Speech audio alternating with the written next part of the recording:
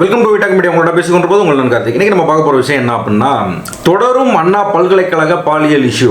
இந்த இஷ்யூ என்னதான் தமிழ்நாடு அரசு நடவடிக்கை எடுத்து அது அடுத்தடுத்த கட்டத்துக்கு நகர்ந்து கொண்டே போய் கொண்டிருந்தாலும், திட்டமிட்டு தமிழ்நாட்டில் எதிர்க்கட்சிகளும் சரி, எதிர்க்கட்சிகளோடு சேர்ந்து இன்னும் பிற மாநில கட்சிகளும் தேசிய கட்சிகளும் எண்ணற்ற கட்சிகளும் போராட்டத்தில் ஈடுபட்டு கொண்டே இருக்கிறார்கள். அதில் குறிப்பாக என்ன அப்படின்னா, சௌமியா அன்புமணி அவர்கள் போராட்டத்தை மகளிர் அணி சார்பாக எடுத்திருக்கிறார்கள். அதாவது பாட்டாளி மக்கள் கட்சி ஏற்கனவே இப்போ ரீசெண்டாக பாட்டாளி மக்கள் கட்சியில் எவ்வளவு பிளவு வந்ததுன்னு தெரியும். பொதுக்குழு மேடையிலே தகப்பனும் மகனும் மோதிய காட்சிகள் தமிழ்நாடே பார்த்தது. அன்றைய தினமே உடனடியாக அதெல்லாம் ஒன்றும் இல்லை, இது உட்கட்சி பிரச்சனை என்று சொல்லி திசை திருப்பி விட்டார்கள். ஒரு பக்கம் ராமதாஸ் ஐயா அவர்கள் அவருடைய பேரனுக்கு, அதாவது மகாபுல பேரனுக்கு பதவி கொடுத்தது தான். அன்புமணிக்கு அதிருப்தி இருந்தது, அது நாங்கள் பரஸ்பரமாக பேசி சரி கட்டிக்கிட்டோம். ஆனால் பதவி கொடுத்ததான்ட்டு உறுதியாக அதில் நிற்கிறாப்புல. ஸோ இப்போ என்ன அப்படின்னா, இந்த அண்ணா பல்கலைக்கழக இஷ்யூ ஏற்கனவே நடவடிக்கை போய்கிட்டு இருக்குது, செஞ்சுக்கிட்டு இருக்குது. இதில் நம்மளுக்கு என்ன ஒரு விஷயம் அப்படின்னா, இப்போ இன்றைக்கி பாஜக மாநில தலைமையிலிருந்து மகளிர் அணி சார்பாக அந்த மதுரை டு சென்னை பேரணி நடத்த திட்டமிட்டு என்னென்னமோ பண்ணிக்கிட்டு இருக்கிறாங்க. ஒரு பக்கம் ஒரு சாரார் என்ன சொல்கிறாங்க, விசாரணை அவங்க தீவிரமாக மேற்கொண்டு குற்றவாளிக்கு தண்டனை வாங்கி கொடுக்கணுங்கிறாங்க. ஆனால் இதில் நேற்று நடந்த சம்பவம் என்ன அப்படின்னா, பாட்டாளி மக்கள் கட்சி இதே மாதிரி போராட்டம் நடத்துறதுக்கு அனுமதி கேட்டு போயிருந்தப்ப நீதிமன்றமே மண்டையில் குட்டு வைத்து அனுப்பி விட்டாங்க. அதாவது என்ன அப்படின்னா, இதில் உண்மையிலே உங்களுக்கு பாதிக்கப்பட்ட பெண்ணின் மீது அக்கறை இருக்கிறதா அப்படின்றதை போல. ஏன்னா ஒரு பாலியல் இஷ்யூ நடக்குது, அந்த பாலியல் இஷ்யூவோட முதல் தகவல் அறிக்கை எஃப்ஐஆர் லீக் ஆகுது. அந்த முதல் தகவல் அறிக்கை லீக் ஆனதுக்கும் மத்திய அரசு பொறுப்பேற்றுக் கொண்டது. அதாவது மத்திய அரசுனா மத்திய அரசினுடைய என்ஐசி பொறுப்பேற்றுக் கொண்டது.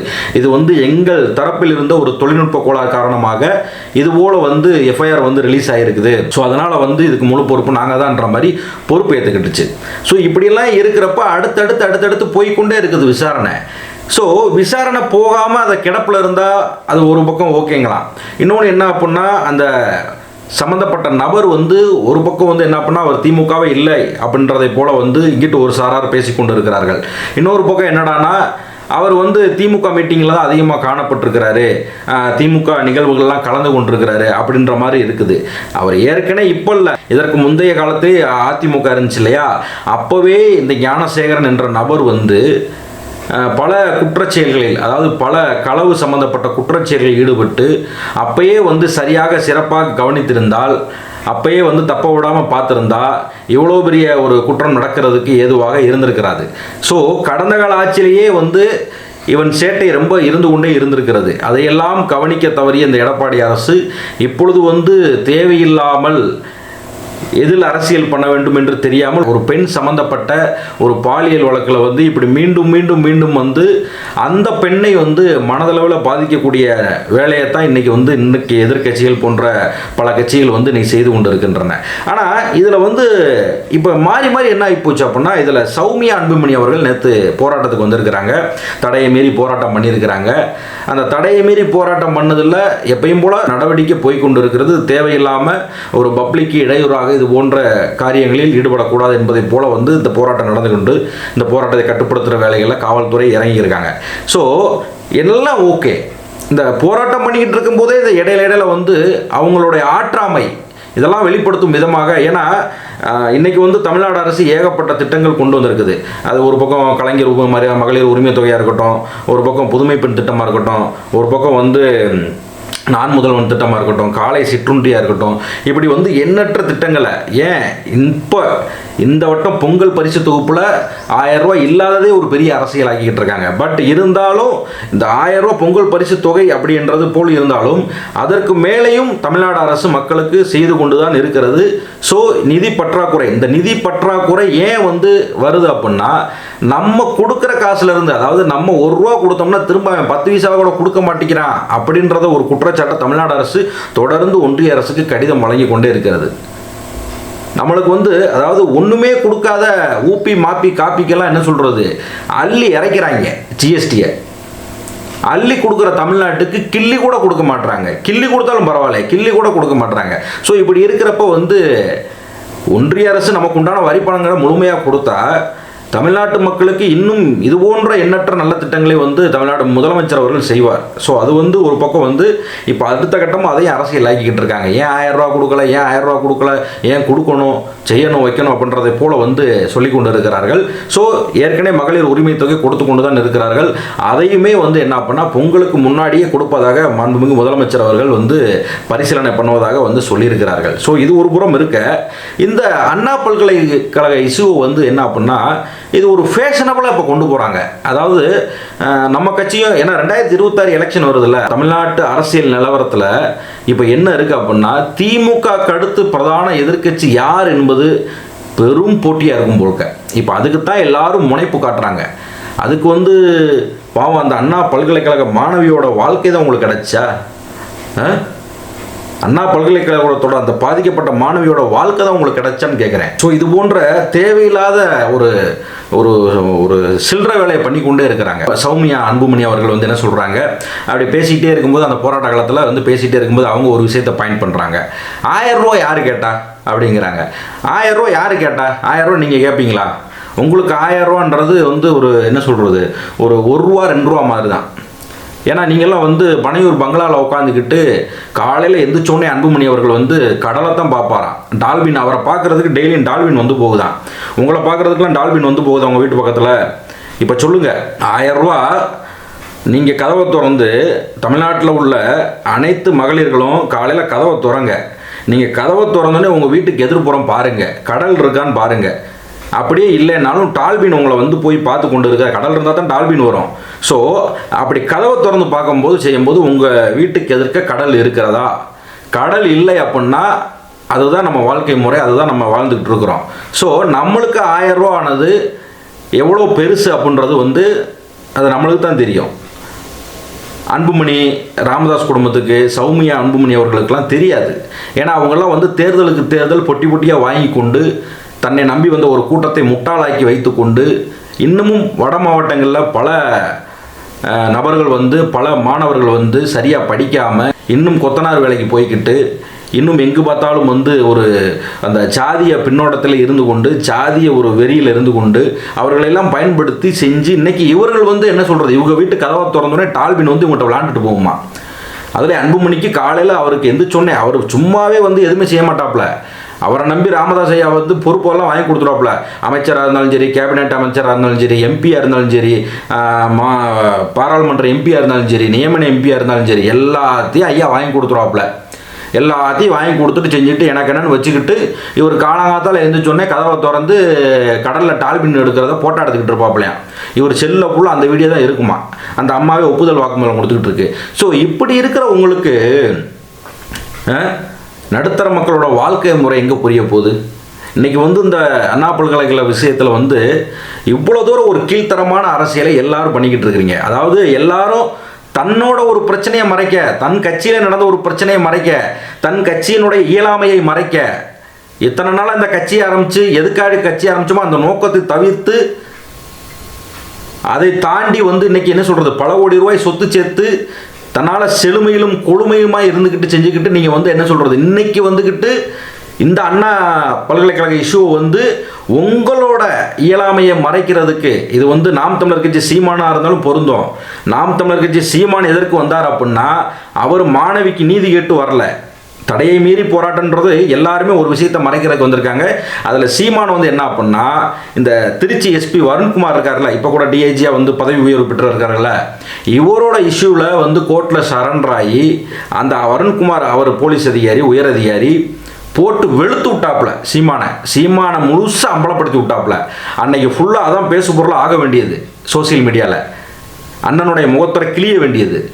அதை கிழிப்பதை மறப்பதற்கு உடனடியாக வந்து பாதிக்கப்பட்ட மாணவிக்கு நம்ம நிற்கிறோம் துணையா அப்படின்னு சொல்லி வந்து தேவையில்லாமல் அங்கே பெர்ஃபார்மன்ஸ் பண்ணி போராட்டம் பண்ண இடத்துல போராட்டம் பண்ண வந்த இடத்துல காவல்துறையினர் ஒரு இடத்துல அடைச்சி வச்சுருக்காங்கன்னா அங்கே உட்காந்துட்டு இவங்க பாட்டு கச்சேரி நடத்திட்டு இருக்காங்க.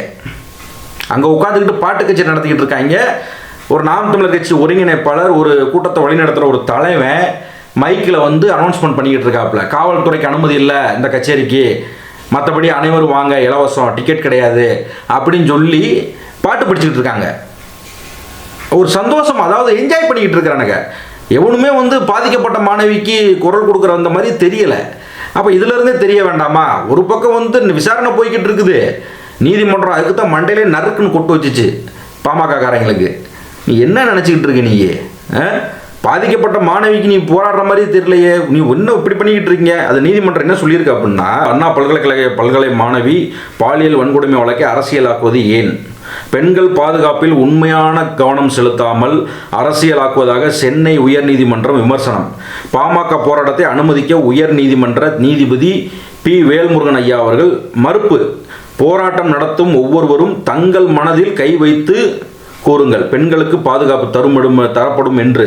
போராட்டத்திற்கு அனுமதி மறுத்ததை எதிர்த்து பாமக வழக்கறிஞர் கே பாலு முறையிட்ட போது நீதிபதி கருத்து.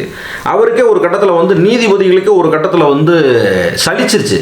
இது என்னடா இது, அவங்களுக்கு தெரியுமில்ல, ஏன்னா அவங்க நீதிபதிக்கு படிச்சுட்டு வந்து உட்காந்துருக்காங்கன்னா அவங்களுக்கு தெரியும்ல. நம்மளுக்கு ஒரு விஷயம் என்ன அப்படின்னா இதில் வந்து புலப்படுது.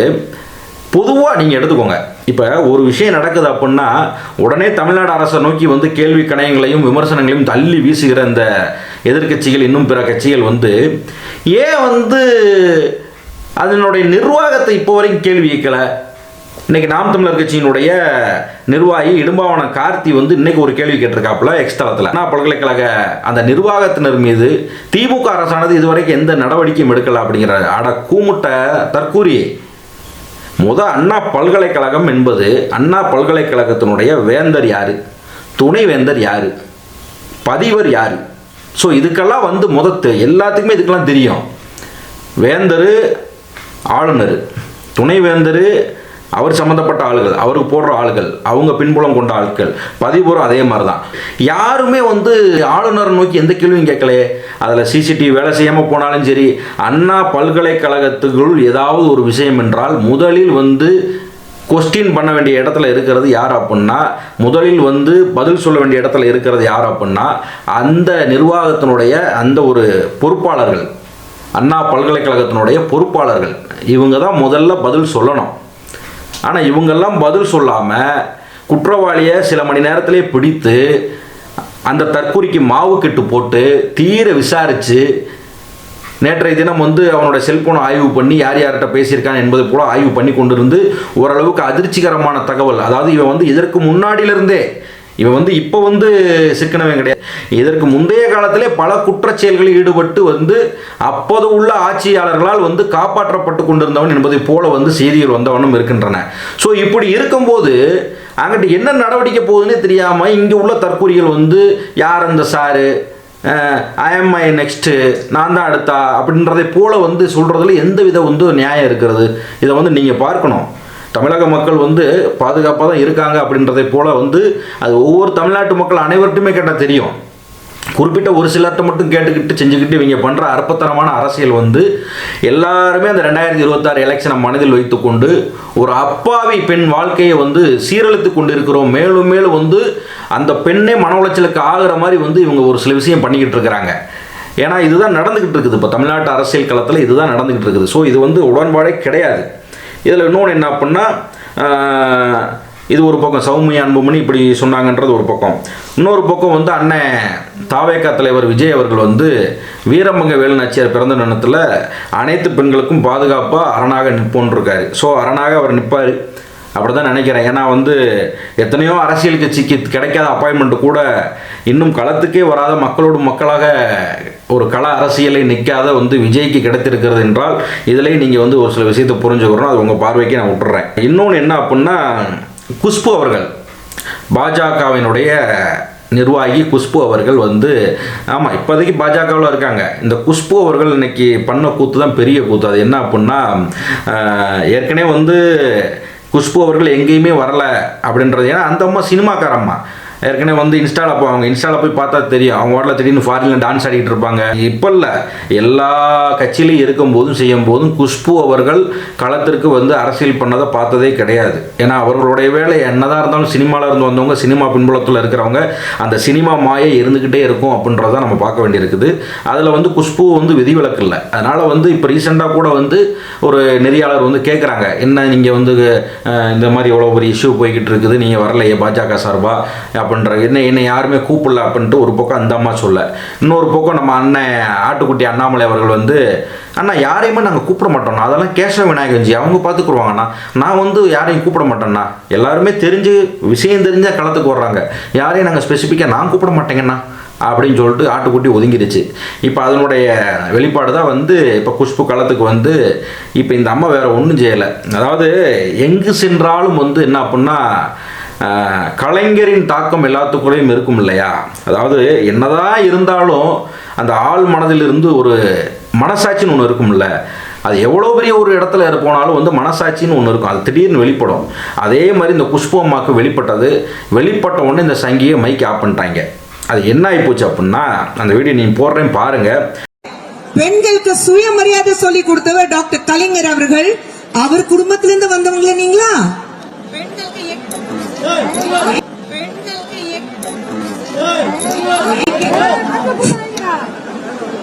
அது சொல்லுது, அதாவது பெண்களுக்கு சுயமரியாதை சொல்லிக் கொடுத்தவர் கலைஞர், டாக்டர் கலைஞர் அவர்கள். அவங்க குடும்பத்தில் பிறந்துட்டான்ட்டு சொல்லிட்டு அடுத்த வார்த்தையை சொல்லவங்களே சங்கியை ஆஃப் பண்ணிட்டானுங்க. ஆக மொத்தத்தில் என்ன அப்படின்னா, கலைஞர் பெண்களுக்கு சுயமரியாதை மட்டுமா சொல்லி கொடுத்தாரு, பெண்களுக்கு சொத்துல சம உரிமை, அதாவது எவ்வளோ பெரிய விஷயம் சொத்துல சம உரிமைன்றது. இப்போ ரீசெண்டாக ஒரு டிபேட்டில் கூட, ஒரு மக்கள் மன்றத்தில் கூட வந்து அமைச்சர் மனோ தங்கராஜ் அவர்கள் வந்து கேட்குறாங்க, அம்மா யாரையோ குறிப்பிட்டு கேட்குறாங்க, ஆமாம் இந்த மாதிரி வந்து கலைஞர் செய்த சாதனைகளில் பெண்களுக்கு சம உரிமை சொத்து நாங்கள் தானே கொண்டு வந்தோம், அதை நீங்கள் எப்படி பார்க்குறீங்க அப்படின்னு கேட்குறாங்க. ஏன்னா உங்களுக்கு தான் மெயினாக நாங்கள் சொல்லணும் அப்படின்றாங்க. அதுக்கு அந்த அம்மா சொல்லுது, இதனால் வந்து பல குடும்பத்தில் சண்டையாகி போச்சு, நிம்மதி போயிடுச்சு அப்படிங்கிறாங்க. அதாவது என்ன சொல்கிறது, கலைஞர் இருந்தப்போ வந்து பெண்களுக்கு செய்த திட்டங்கள் ஏராளம், பெண்களுக்குன்னு பெண்கள் நலனில் கருத்தில் கொண்டு எவ்வளோ விஷயம் இருக்குது. அதெல்லாம் தனியாக பேசினோம்னா வந்து ஒரு வீடியோ பத்தாது, அந்த மாதிரி இருக்குது. ஸோ அப்படி இருக்கிற ஒரு கலைஞர் வந்து என்றைக்குமே வந்து எல்லார் மனதிலும் இருக்கக்கூடியவர். ஸோ அப்படி இருக்கும்போது இந்த குஷ்பு அவர்கள் அதுவும் வந்து சங்கிய மேடைகளே போய் சம்பவம் பண்ணுற மாதிரி, என்னதான் வந்து பாஜகவில் சேர்ந்துட்டாலும் சங்கிய மேடையிலே சம்பவம் பண்ணுறதுனா இதுதான். கலைஞர் வந்து சுயமரியாதை கற்றுக் கொடுத்தவர் அப்படின்றத வந்து ஒரு சங்கி கூட்டத்தில் நின்று ஒரு சிங்கப்பண்ண நீங்கள் சொல்லியிருக்கீங்க பார்த்தீங்களா, அதற்கு வந்து உங்களை நான் பாராட்டுறேன். ஏன்னா சொல்லணும், இதெல்லாம் வந்து தெரியணும். இது பிடிக்காத அந்த காண்டாயி பாஜக சங்கியை மைக்கை ஆஃப் பண்ணிட்டானுங்க. ஸோ இப்படிலாம் நடந்துக்கிட்டு இருக்குது. இது எதுவரை நீளும் என்று தெரியல. அண்ணா பல்கலைக்கழக இஷ்யூவில் வந்து உயர்நீதிமன்றம் ஏற்கனவே கண்டித்து விட்டது. ஏற்கனவே இது போன்ற அற்பத்தன அரசியலை பண்ணாதீங்க, அவங்கவுங்க மனசில் கை வச்சு சொல்லுங்கள், பெண்களுக்கு இனிமேல் பாதிப்பு ஏற்படுத்தாத வண்ணம் நம்ம உறுதி இருக்கணும், நம்ம வந்து துணை நிற்கணும், ஏதாவது ஒரு இஷ்யூன்னா நம்ம வந்து லீகலாக கேட்கணும். அதாவது லீகலாக கேட்கணும்னா என்ன சொல்கிறோம், எதையுமே ஒரு ஆக்கப்பூர்வமாக வந்து சிந்திச்சு கேட்கணும். சும்மா அரசியல் பின்னாடி அரசியல் ஆக்கணும் செய்யணும் அப்படின்ட்டு அரசியல் பண்ணணும். மக்களுக்கான அரசியல் வந்து இருக்கணும். அரசியல் வந்து என்ன அப்படின்னா, அரசியல்னாலே வந்து ஆளுங்கட்சியை கேள்வி கேட்கறது மட்டும் அரசியல் இல்லை. அதே நேரத்தில் வந்து தன்னை சுற்றி என்ன நடந்து கொண்டு இருக்கிறது, தன்னை சுற்றி அரசியல்வாதிகள் எப்படி நம்மளை வந்து அணுகிறாங்க, என்ன மாதிரி சொல்கிறாங்கன்றதையும் பொதுமக்கள் ஒவ்வொருவரும் புரிஞ்சுக்கிறணும். ஸோ இந்த அண்ணா பல்கலை இஷ்யூவில் தீர நடவடிக்கை எடுத்துக்கிட்டு இருக்கிறாங்க. இந்த நடவடிக்கையில் உண்மை வெளியே வரும். உண்மையிலேயே வந்து எடப்பாடி கேட்ட அந்த யார் அந்த சார் அப்படின்றதுக்கும் நிறைய விஷயங்களுக்கு வெளியே வரும். ஆனால் அதில் மாட்டக்கூடிய விஷயம் வந்து பயங்கரமாக இருக்கும். ஏன் அப்படின்னா இதில் வந்து இப்போ பின்னணி அப்படி தான் இருக்குது. பின்னணி வந்து யார் அந்த சார் அப்படின்றது கண்டிப்பான முறையில் அந்த சார் வந்து ஏற்கனவே நம்ம ஒரு வீடியோவில் சொல்லியிருப்போம், அந்த சார் நிச்சயமாக சங்கியாக தான் இருக்கணும் அப்படின்னு இருப்போம். ஸோ அதனால தான் வந்து என்னதான் ஒரு விஷயம் நடந்தாலும் செஞ்சாலும் அது வெளியே வராமல் இருக்கிறது காரணமாக இருக்குது. ஆனால் இது தெரியாமல் வந்து இவர்கள் வந்து அரசியல் பண்ணி கொண்டு இருக்கிறார்கள். அவர்கள் பண்ணட்டும், இதுதான் நடந்தது. ஸோ ஒரு பக்கம் வந்து இந்த இவ்வளோ விஷயத்தில் வந்து எல்லாரும் அவங்கவுங்க தப்பை மறைக்கிறதுக்கு தான். இப்போ நான் வந்து பேசினதில் ஃபுல்லாக வந்து சொல்ல போனோம்னா எல்லாருமே அவங்களுடைய கட்சியினுடைய, அதாவது அவங்க கட்சி தொண்டர்களையும் அவங்க கட்சி நிர்வாகிகளையும் நம்ப வைக்கிறதுக்கு இந்த அண்ணா பல்கலைக்கழக இஷ்யூவோட எடுத்து பேசிக்கிட்டு போராட்டன்ற பேரில் அங்கே போய் கத்திக்கிட்டு இருந்திருக்கிறாங்க. இதுதான் உண்மை. அது ஏன் வந்து சீமானை வந்து ஏன் காலத்தில் வந்து போராடி செஞ்சு ஏன் வந்து அந்த இடத்துல சீமானை வந்து நீதி கேட்டாரா பெண்ணுக்கு? கேட்கல. ஏன்னா அவர் மீதே பாலியல் குற்றச்சாட்டு இருக்குது. ஸோ அதனால் கேட்க மாட்டார், அது கேட்கவும் இல்லை. ஆனால் அது ஏன் அங்கே வந்து என்ன பேசினார் உங்களுக்கு நல்லா ஞாபகம் இருக்குதா? அங்கே வந்து வேறு எதுவுமே பேசலை. இந்த வருண்குமார் போலீஸ் அதிகாரி உயரதிகாரிக்கு எதிர்ப்பாக பேசிவிட்டு அதிலிருந்து என்ன சொல்கிறது நாம் தமிழர் தம்பிமார்கள் வந்து மறுபடியும் வந்து போலீஸ் கூட வார்த்தை கொடுத்துக்கிட்டே இருக்கானுங்க. மறுபடியும் வருண்குமாரை வந்து நோண்டிக்கிட்டே இருக்கானுங்க. அவர் வந்து கண்டிப்பான முறையில் நான் விடவே மாட்டேன் அப்படின்ட்டாரு. ஸோ இதுதான் நடக்க போகுது. அது என்னன்றது அடுத்த வீடியோ விளாவரியாக நான் உங்களை சொல்கிறேன். மீண்டும் அடுத்த வீடியோவில் நான் உங்களை பார்க்குறேன்.